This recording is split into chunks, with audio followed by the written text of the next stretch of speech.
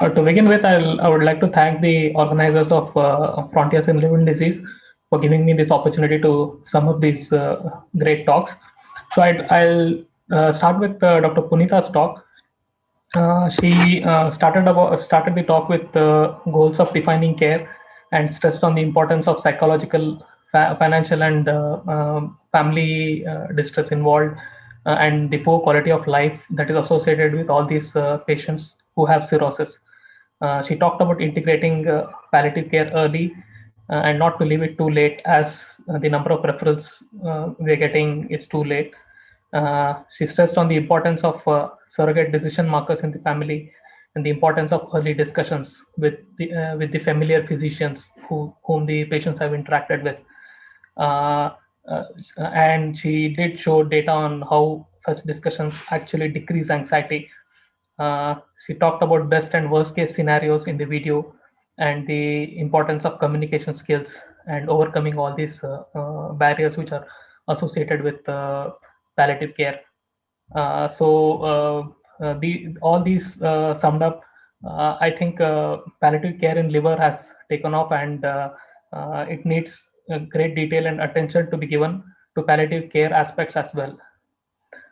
Coming to the talk by Dr. Kaushal on disease modifying therapy, he talked about the stages of stages the patients undergo as cirrhotics, and the intervention points where we can actually intervene to turn around the disease. Talked about DAAs, which could modify HCV, and one fourth of all the patients who had low MELD score could be delisted off when you provide therapy with DAAs. He talked about targeting portal hypertension with beta blockers and bacterial translocation with treatment with norfloxacin to prevent SBP. He talked about probiotics as well, which lead to lower incidence of admissions with hepatic encephalopathy.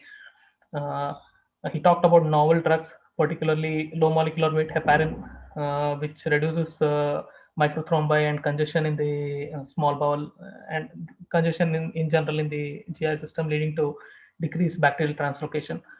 Uh, he talked about vitamin E, which modifies NASH, and albumin. We all have used albumin, and we know about how important it is for any liver unit.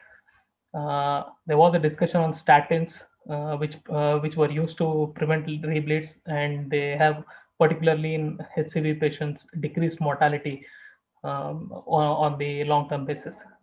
He talked about targeting malnutrition and improving the nutrition status of patients with sarcopenia. Certainly, the talk gave us the impression that there's more hope in disease modifying therapy, which would lead to further better outcomes in patients being treated with cirrhotics. Coming lastly to Dr. Shalin's talk for liver transplantation on alcoholic hepatitis.